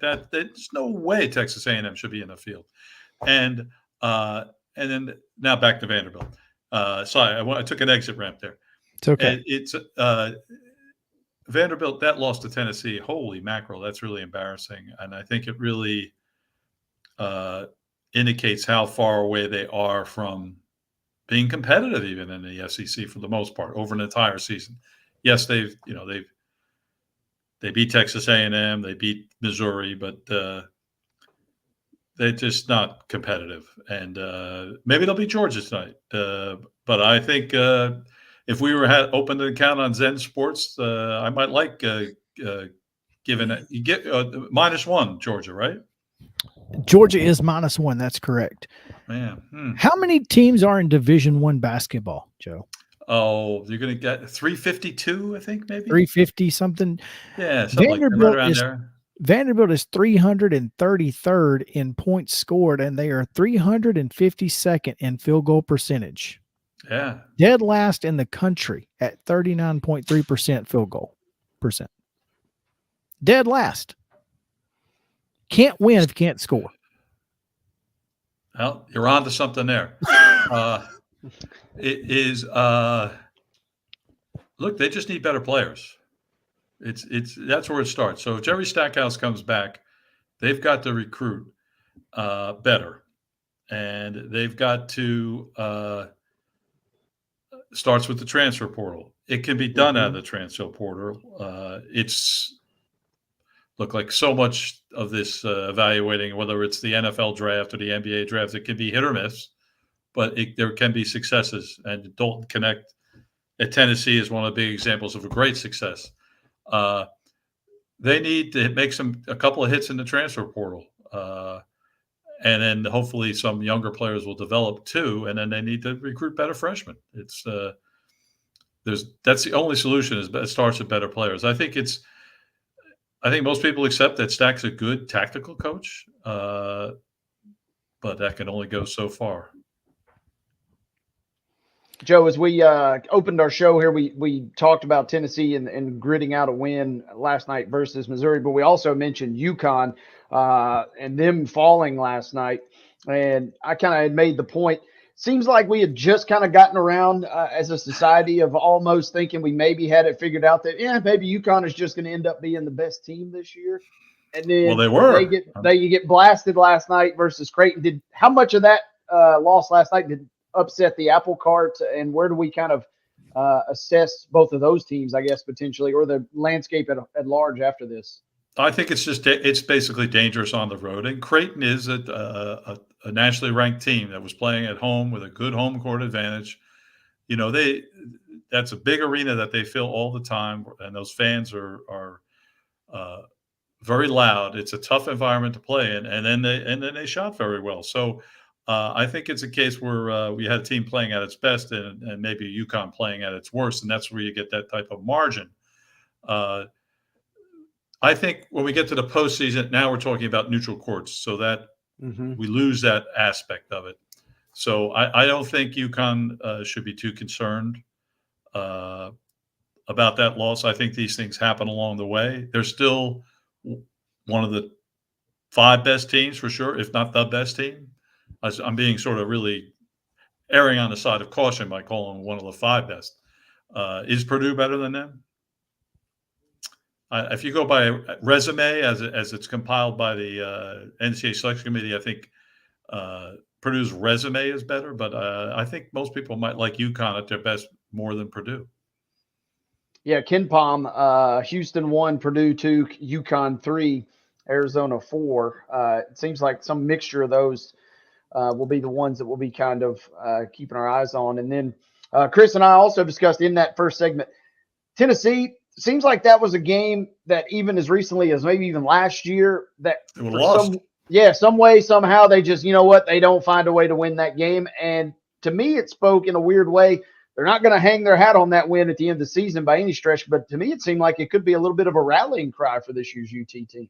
Well, it's a good point. It's definitely a game they would have lost, I think, the last couple of years, and that's when Dalton Connect delivers the offense they need.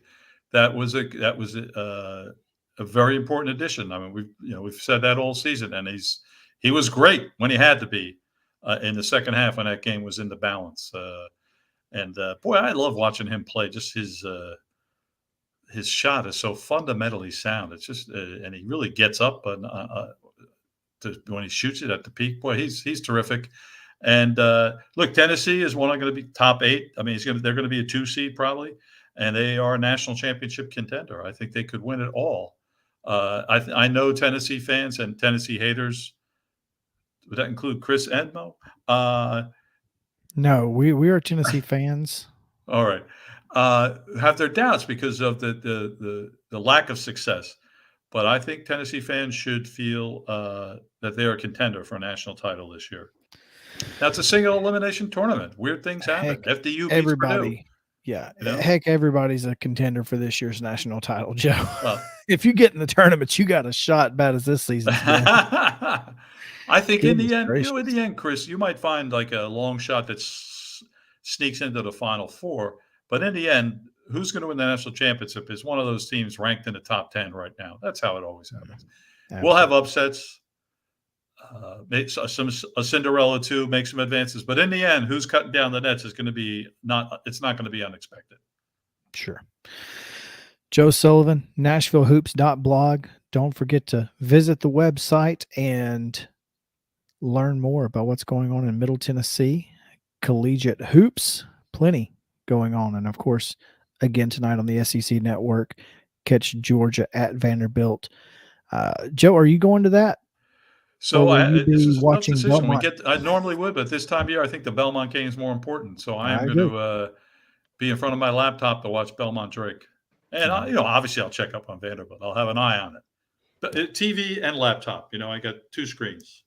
Drake, obviously, and Joe, as we mentioned last week, Drake, now they're sitting there 13-3, smackly tied with Indiana State, a team that looked like was going to run away with that league a couple of weeks ago. Boy, Indiana State, what a bad week that was for them. That's really after you finally get ranked. They're in a slump too. I mean, like we talked about Morehead State. I think, it's a long season in a sense. I know that sounds cliche, but there are teams hit valleys, and it seems like Indiana State hit theirs at the wrong time. They've got to re-energize pretty quickly because they're only 4 games away from the Arch Madness, which will be it's going to be very interesting. I think I'm looking forward to that. The Missouri Valley Conference, the A10, those are conferences that are always fun to watch this time of year because you're going to get 2 or 3 really good games and then of course once the conference tournaments start, they always deliver. So watching those will be fun, and we'll keep up with it, of course, here on Main Street Sports Today and through Joe Sullivan. Joe, as always, we appreciate it. If you Thanks have so much for having me. Always great fun. Yeah. Make sure to follow him at Globe Sullivan, because he always brings the heat on Twitter for sure. Thank you, Joe. All right, let's take a break, Wade. And when we come back, we will talk about the NCAA, and we'll catch up with me from yesterday. So stick around. We'll be right back after this.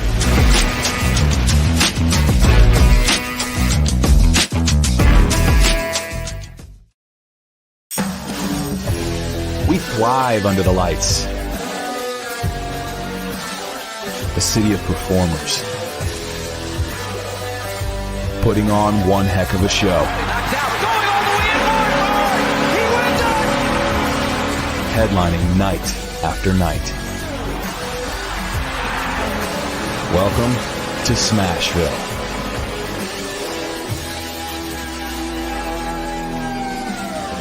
Whether you're an athlete or a weekend warrior, when it comes to your performance, don't settle for anything less than excellence. We're proud to announce that Mid-Tennessee Bone and Joint Clinic is now Tennessee Orthopedic Alliance of Columbia, where we are redefining sports medicine and orthopedics. Tennessee Orthopedic Alliance's team of expert sports medicine physicians understands the unique demands of your body. TOA Columbia specializes in personalized orthopedic care, offering state-of-the-art treatments for everything from sports injuries to joint replacements. Learn more at toacolumbia.com.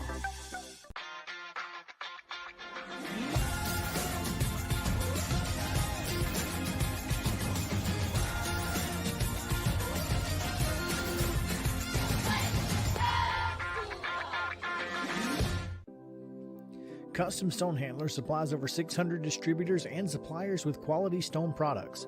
Along with River Stone, we produce and distribute over 100 building, landscape, and other bulk products.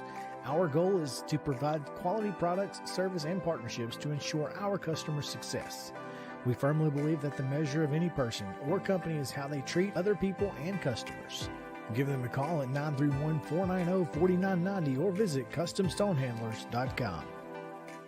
Your favorite wine tasting experience is back. The Hendersonville Rotary Club's Wine and Roses Fundraising Gala. Everything you loved and more. Saturday, March the 2nd. Prepare your taste buds for elegant wines, smooth whiskeys, craft beers, and exceptional food. Browse through the silent auction, all to benefit over 25 local charities, schools, and scholarships. Wine and Roses, Saturday, March the 2nd at Our Lady of the Lake Catholic Church, Hendersonville. HendersonvilleRotary.org.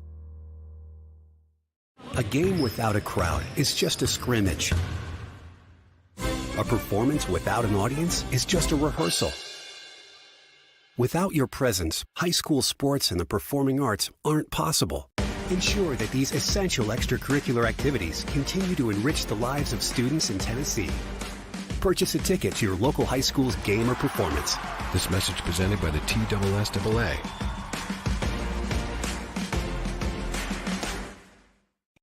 With Lee Company technology, the best handymen are hands-off. Lee Company techs have been using visual findings and other smart technology tools for years to add transparency and virtually take customers along. You see what we see, whether we're in a crawl space or on a roof.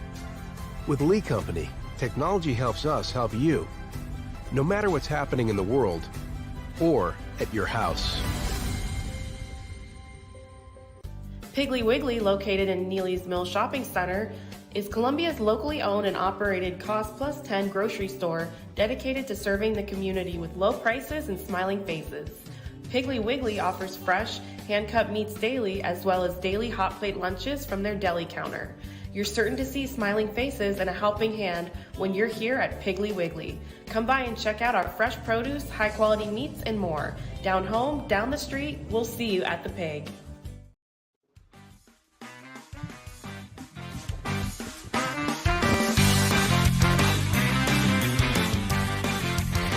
We are back here on Main Street Sports Today, presented by Tennessee Orthopedic Alliance of Columbia. Glad to have you guys with us as it is Wild and Wacky Wednesday, the weirdest and wildest news from across the world, literally across the world, or at least across the pond. Got a couple of stories from the old country, as Andy Griffith would call it. So should be fun. Should be fun. But first, we talk about the NCAA as Charlie Baker, commissioner of the NCAA, told ESPN he is against transfer regulations, whether they be via rules or from Congress. Now, that's interesting because the NCAA is currently fighting some court battles in regards to transfer regulations. So, I mean, is he trying to save some money here? Are they going to pull out of those? Or I don't know exactly what the play is here, but obviously there is a current ruling, or I guess a stay in the case where I think it was is it a West Virginia or a Marshall player of some sort? One of those teams had a player who was ruled ineligible, and a judge had recently ruled that all transfer rules were null and void until the case played out. And now Baker says, I don't even like rules anyway. Who needs rules? Who needs rules, right? It's like kind of like Mo and I touched on the other day. It just feels like so much of the NIL and so much of the conference realignment and so much of the college football playoff is kind of just getting the table set right now, that these are kind of the fertile years and these are kind of the wild, wild west years. Mm-hmm. And I'm not surprised really by any headline or any story that comes out of this, because I think we're looking at 5, 6, 7, 8 years down the road before really we kind of start churning into the new normal. And so this is kind of just another story to me that pops out. And NCAA kind of just, it almost feels like for the first time too, that they don't have as much control as they would like, or they think that they have. And so it kind of feels like they're kind of just grasping at things in a sense, or to me at least, or giving up. Yeah. I mean, in some respects also that. I mean, and here's the thing is, if they give up, I mean, what does that do to college sports? I mean, having the ability, of course, to transfer at any, at any point would certainly, I think, exacerbate one of the issues that we are seeing in college sports, that coaches, I think it was Will Hall of Southern Miss who said last week that he has zero football in his life right now, because all of it is recruiting, not just recruiting players to come, but also recruiting players to stay. And, you take all transfer regulations out, and I'm not saying that players shouldn't be able to go if, in the event a coach retires or leaves your program. I think that the way that it's currently set up is decent, but, right now they're basically saying, doesn't matter. Leave when you want, go play where you want. And that to me just feels like it's going to decrease the level of play, because again, coaches are less worried about football or basketball and more worried about just keeping the best players on their roster.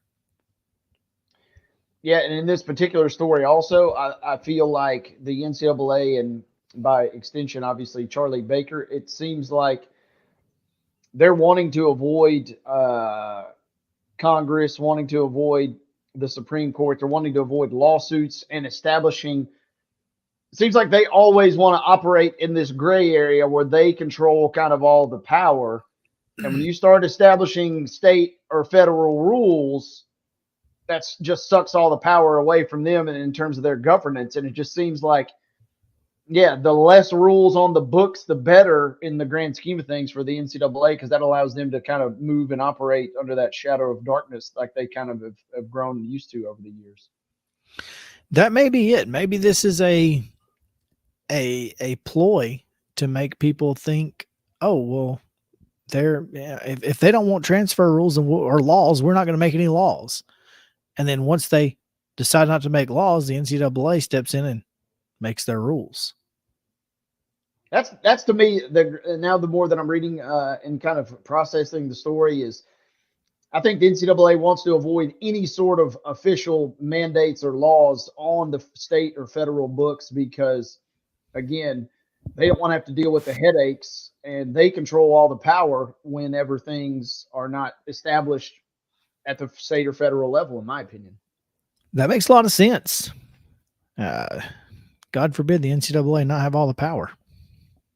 I mean, that's the whole setup, right? The whole guys is they're the governing body. They're the entity that controls everything. And the second we go beyond that, and they all of a sudden have to adhere to, again, state or federal statutes, kind of seems like their power is taken away. And once their power is kind of taken away, kind of like a mythological villain in a movie or tale, once you kind of land that first blow on them, everybody's like, wait a second. We got a little confidence here. We got a little something we can work with here. And it just seems like the NCAA is kind of prime for the picking for that first shot to kind of get taken whenever they have to adhere to some of these bigger picture landscaping decisions. Tell you, it is certainly bears watching when you're talking about the NCAA and any court cases that may be taking place. So I don't know that this ends with freedom of movement completely, but I also don't know that it ends with the NCAA having all the control. I don't know where the middle is, but I feel like there's a middle somewhere, and we're going to find out here in the next 12 months. Yep, and that's the other thing too, is NCAA also great at, oh, well, we're going to work with Congress. We're going to work with local lawmakers to ensure the best for our student athletes. And then the second they kind of back their positions off, that's when the NCAA, like you said, kind of goes in and makes their own rule book. Well, that was the point of hiring Charlie Baker. I mean, he's a former governor. He understands how laws are made, how the sausage is made in those situations. They wanted someone who could negotiate with Congress and other lawmakers. And so, hiring Charlie Baker, that was the literal reason that they did it. So I'm curious, and this may be him playing the card. So should be interesting. Real quick, mentioned Eli Gold out at Alabama, not a retirement, by the way. He tells Mike Dubberly, formerly of Fox 6 in Birmingham, that the university did not want him to return, and he is not retiring. He is, in fact, currently the voice of the Birmingham Bulls of the Southern Professional Hockey League. He is also planning to be the voice of the Arena Football League's Nashville Cats, and was the voice of the Nashville Cats in their first two iterations. So there is that. But did want to mention yesterday your top 5, great segment. Yeah. The Wire. I also have not seen The Wire. I am in the same boat with Mo, but do plan to pick it up after and I'm gonna my number one, and I don't remember if either of you guys said this one, but my number one would have been Fargo. Yeah, that was on my list. So Fargo is, I watched season 5 first, and then went back to 1, and now I'm in the middle of 2. Fantastic show. That's the cool thing, and I forgot to mention that to Mo yesterday. The cool part is, you can watch them in really any order, and there are a few little Easter eggs kind of thrown in that you might miss otherwise, but you're really not missing much in the grand scheme of things if you watch them in any sort of order. So, electric series. Good call by you, my friend. Yeah, it was. We just started watching it at the house, and I've really enjoyed it. So, also wanted to mention just real quick on the playoff situation. Boy, college football playoff is going to be fun to watch. I'm excited about 12 teams. I think they did it right. I think they got it right. I think this is the way it ought to be. A lot of folks saying that you shouldn't have auto bids at all, but in my opinion, I think winning your conference ought to matter. And I understand a lot of folks who say, the Big 12 is really just a group of 5 conference at this point. I can certainly understand that thought process. Mm-hmm. And I do think that there are a lot of group of 5 teams who could win the Big 12 on any given year. Yep. But they'll have a chance to prove it on the field. So let them. And here's the thing. I mean, it doesn't mean that the Big 12 or the ACC champ is going to be one of the top 4 rated. I mean, a group of 5 could certainly get a top 4 bye if Tulane's undefeated and, 3-loss Iowa State wins the Big 12. Who knows? So should be interesting. I'll be curious to see how it all plays out. Let's take a real quick break. When we come back, the weirdest and wildest news from across the world, literally, right after this.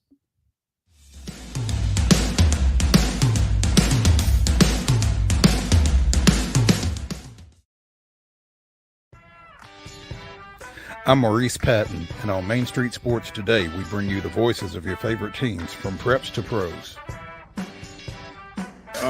Otherwise known as the VOT, Mike Keith. The bottom line is we can teach Will Levis woke. I just don't know who's going to work with you on your base stealing now that EY's gone. Well, that has nowhere to go but up. And I was just like, oh, guys, not again. Can we just bury that, burn that footage, and not bring it back? No. No. Thank you. We'll keep it going past the All-Star break, and looking forward to seeing how the rest of the season plays out. There's always a good story to tell. Can you guess where I am today, Mo? Where am I? It's not Reese Smith Field, is it? Yeah. Because anytime you play Chicago, you want to win. That's you got that right. And that's bottom line. Be a buzz. When you're walking the dog, you keep the bags that you need for the dog in the bag, and you don't even have to wear it. You can just hold it, which is what I do when I walk the dog. So I think the fanny pack probably needed a little rebranding. It did. It really did. On your show logo, we've got to get a puck in there. There's a basketball. There's a football. There's a baseball.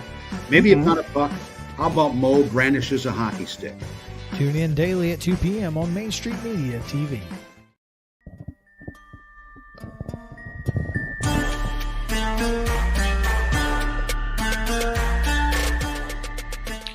That was weird. I don't know. Can you hear me? Yeah, I got you. It's kind of it's doing some shorting out type things. Magical microphone. Yeah, it's rough. But so let's go to Texas first. How about that? Okay. A man in Spring, Texas was arrested for a crime that is, asinine to some degree, as he was arrested for taking items for sale at an antique store and not stealing them. No, Mitchell Vest was arrested February 15th on charges of criminal mischief stemming from incidents that occurred on February 10th, where he was observed allegedly taking items in antique stores and placing them in his rectum. I knew you were going there, and I was afraid you were going there, and I still don't like the fact that you went there. Well, I'll tell you this. You know how it was so easy for him? Well, he donned a kilt. Oh, so a little next time you go into an antique store. Yeah. Next time you go into an antique store, watch out. I've got some Scottish friends too, so I got to keep my eyes peeled next time we go into one. Uh-oh. There we are. Wait, are you back? Yeah. Can you hear me? You were for a second, then you weren't. Oh, this is fun. Keep going, Yao. I can hear you. All right. Well, I can't hear you, but I'll keep going if you can hear me. A motorist in England calls police to report he's too drunk to drive. Police said that man calls the police to report he is a drunk driver. It's not every day this happens. When officers arrived, the 52-year-old man was in a van on the side of the road. A breath test revealed that, well, he was, in fact, too drunk to drive, 3 times over the legal limit. He was held in custody and released after being charged